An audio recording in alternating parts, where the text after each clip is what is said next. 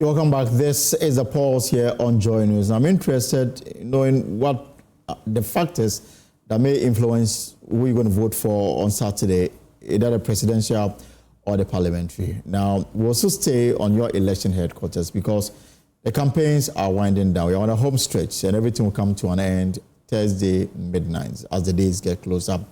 Mr. Mahama is in the Ashanti region and will be wrapping up soon ahead of Thursdays when the parties wrap up their campaigns with rallies in Accra on Thursday. We'll touch base with various campaigns shortly. But for now, let's interact with Hubert Baidoo, lead economist with the New Force, and he is in the studio. So Hubert, the Force, you monitor the special voting? We've monitored everything from the beginning. So your impressions of what happened yesterday? It is largely satisfactory. A few issues here and there, but if you are handling millions of people, these are very much expected. So it's largely satisfactory. But generally, the conduct of the EC in the run-up to Saturday, are you happy with the way they've conducted themselves in terms of, living up to expectation, the processes? Well, if you have an institution that is largely understaffed and they become functional once every 4 years, these are some of the things you expect, and it's one of the things that we've been preaching, that institutions have to be independent, they have to be well funded, and then they have to be well protected by the laws of the country. And so we are not surprised. We just see that it's a consequence of bad leadership. So you're going into election with a trust conviction as far as the EC is concerned. The NDC said they don't trust the EC. They are going to election with the EC that they don't trust. I don't know what your position is. Well, whether you trust the institution or not, that's what you have. The EC is the final arbiter in this matter. And so, you do what you have to do as a candidate, and you trust the people of Ghana that they will be more concerned about the future of the country and the generations yet unborn. And then when they give you a resounding victory, there's nothing anybody can do. All right. On the economy, I know the New Force, you have your own plans. You have pillars that you want to work around it, implement for the betterment of the country. Now, the IMF concluded its review of Ghana, and they plan to release another $360 million to the economy. They say that the economy, they are happy with the way the economy has been managed in the midst of the crisis. The finance minister today also announced the end of the debt exchange program, meaning that we are back, we are getting back on our feet. Happy with the way things are? Well, if you are a serious country, you don't depend on the IMF to tell you where the country is going. And you are not concerned about whether or not they are happy about the economy, because tell you what, the IMF is a bank, and not just a bank, it's a lobbyist. It's a lobbyist for big banks like BlackRock, JP Morgan, Blackstone. And they are interested in giving you loans that you cannot pay back because you're a country with large assets. You're a country with trillions of dollars in gold reserves, sitting under the ground.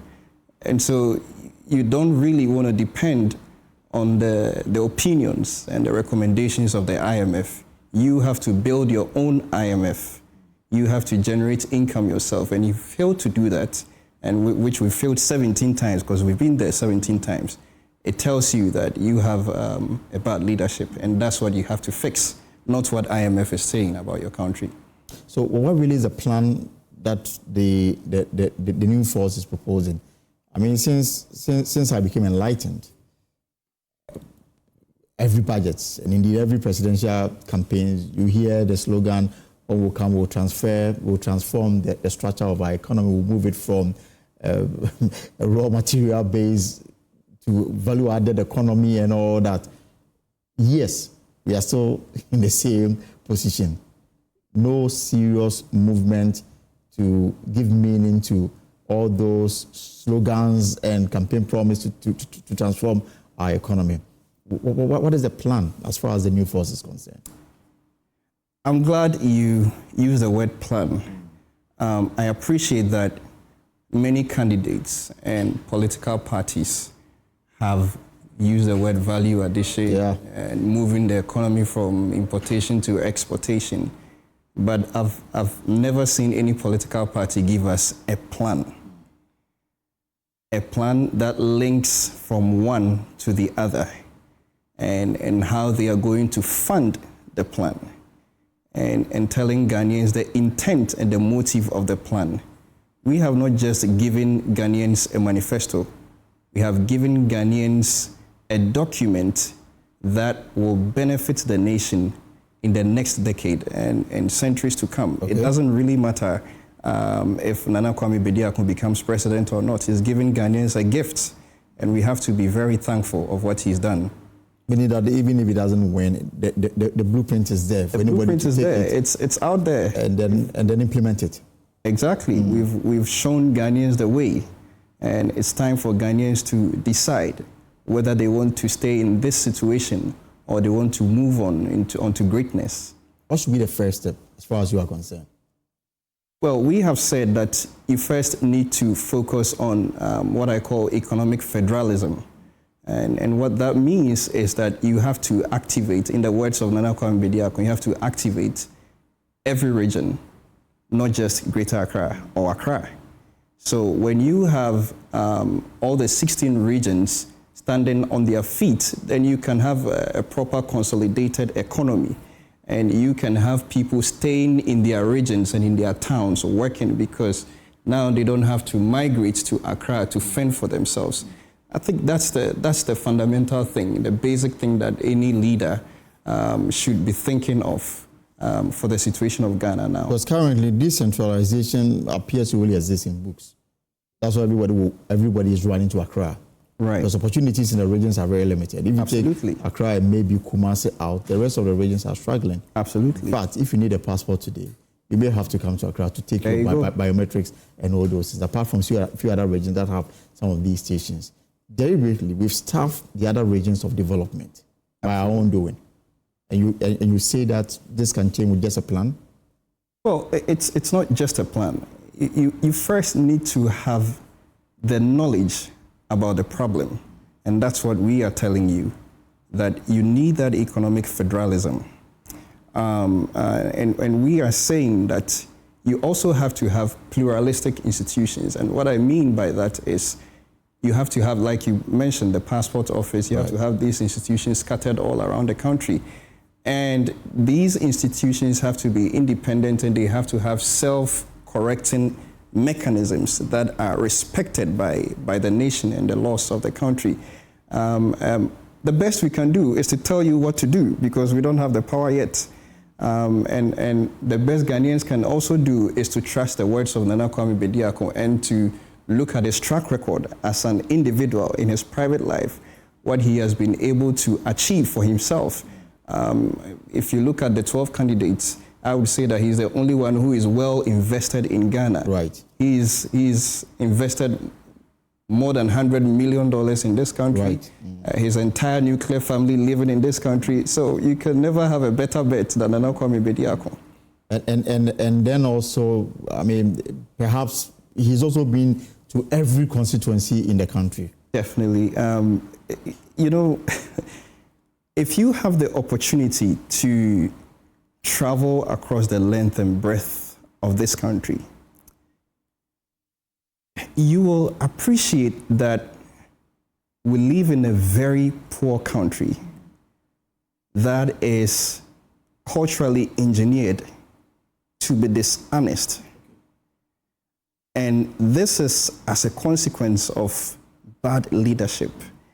And we see some of the effects on TV, like you were discussing, monocracy, vote buying, and, you know, it's a result of bad leadership, leading into poverty, leading into people not having access to capital. And then they are at the mercy of politicians every 4 years or whenever there is a by-election. So this is a country that... And in terms of the message that you've been giving them, we've got some few days to go. Will you say that it is getting down to their core?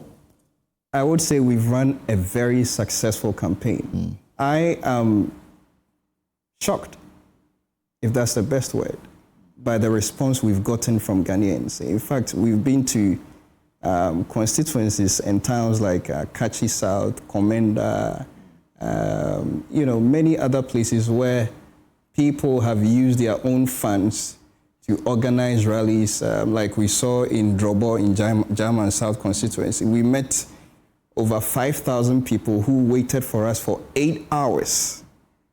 For 8 hours. Just to listen to Nana Kwame Bediako. And Nana got on the stage at around 9:30 p.m. and he left at 11 p.m. and they were still there. So we are overwhelmed by what we have seen, and we hope that will translate into the numbers come 7th December. So for somebody who is watching and still undecided, what message do you have for that person? Well, you have seen the leadership of the duopoly in the last 32 to 40 years. And for the first time, you have an alternative, because I would excuse Ghanaians that they've never really had an alternative. They've never had an individual who is serious about changing this country, who is willing to spend his own money on campaign, who is not just giving promises here and there, but means what he says and can refer to track records. And so you have no reason not to vote. The time is now, and you have to decide. You think Saturday something significant will happen? People will say we will shock Ghanaians. The silent majority will decide. A voter population that is more than half people in the U4 bracket, you will say that your candidate identifies with them more, and that should translate into votes. You know, if we don't get more than 5 million votes, it will reveal to me a lot of things about this country. And it will reveal to us who we are as Ghanaians. Like what, for example?